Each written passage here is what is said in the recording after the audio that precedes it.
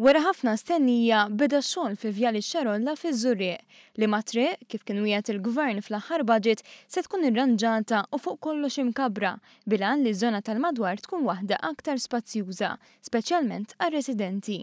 Edric Mikallef, il-perit li qed joħseb dan il-proġett f'isem Transport Malta, spjegalna x'kienu l-problemi ewlenin f'din it-triq. Din it-triq minħabba li wkoll mhix wiesa biżżejjed qed tkun ta' problema għax minħabba li hemm il-parkeġġ in-naħa tar-residenti wkoll, żewġ karozzi minn ma ġemm xulxin isibu problema biex jgħaddu speċjalment jekk tgħaddi vettura kbira. Il-perit Mikallef spjegalna wkoll kif il-proġett ta' din it-triq se jingħaqad ma' ieħor li qed isir fil-limiti ta' Ħalsafi.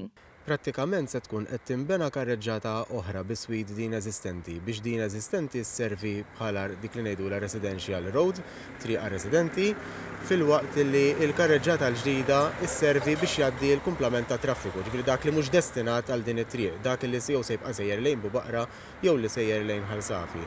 Tajjeb ngħid ukoll li fit-tarf ta' din it-triq man-naħa l-oħra viċin Ħalsafi se tkun qed tiġi ffurmata roundabout oħra wkoll għax hemmhekk hemm junction li bħalissa qiegħda perikoluża li se tkun qed taqgħod ukoll mal-proġett ieħor li qegħdin nagħmlu ta' triq il-Kuċċart ġewwa Ħalsafi. U hekk kif bħal kull proġett ta' ċertu kobor dan jista' joħloq inkonvenjent għar-residenti, staqsejna lil Mikallef dwar x'se jagħmel Transport Malta biex is-saħħa tar-residenti tkun żgurata u assigurata. Mitwessih li kien hemm bżonn titneħħa l-ħamrija u eventwalment se jinbena l-ħajt, wara se jkollna kuntratturi differenti li jkun qed jaħdmu fuq is-servizzi li se jkun hemm anke se nkun qed naħsbu wkoll anke l-ilma tax-xita din iż-żona jinżel ħafna erja tax-xita minn prattikament miż-Żurrieq kollu.